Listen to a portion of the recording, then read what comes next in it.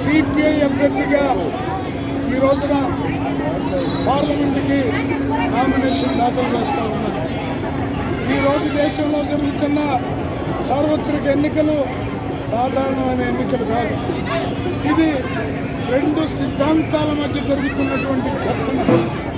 ఒకటి, ఈ దేశంలో మత ఉన్మాదం మాత్రమే రాజ్యం వెళ్ళాలని, అంబేద్కర్ రాజ్యాంగాన్ని తీసేయాలని నరేంద్ర మోడీ ప్రభుత్వం మళ్ళీ అధికారంలోకి వస్తే ఆ వైపున పరుగులు తీసే ప్రయత్నం చేస్తూ ఉన్నది.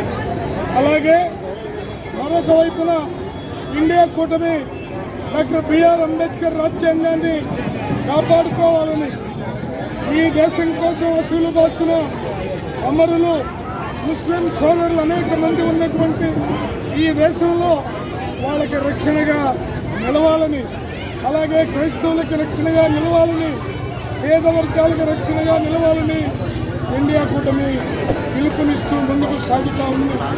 ఇప్పటివరకు జరిగిన ఎన్నికల్లో నరేంద్ర మోడీ హటావో దేశ్కి బచావో అనే నినాదం మారుమోగిపోయింది.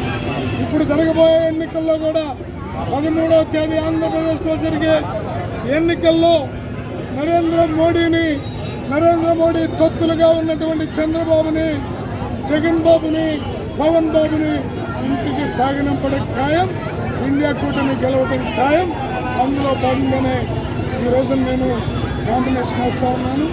ఈ నామినేషన్కి సిపిఐ జాతీయ కార్యదర్శి నారాయణ గారు, కాంగ్రెస్ పార్టీ వర్కింగ్ ప్రెసిడెంట్ అస్తానల్ గారు, సిపిఎం రాష్ట్ర కార్యదర్శి శ్రీనివాస్ గారు, సిపిఎం ఎమ్మెల్సీ లక్ష్మణరావు గారు, సిపిఐ సహాయక కార్యదర్శి ముప్పాల నాగేశ్వరరావు గారు, తదితర నాయకులందరూ కూడా పాల్గొంటూ ఉన్నారు. జయప్రదం చేయవలసిందిగా కంకి కొడవలి గుర్తుపైన పార్లమెంటుకి, హస్తం గుర్తుపైన అసెంబ్లీకి ఓటేమని విజ్ఞప్తి చేస్తా ఉంది.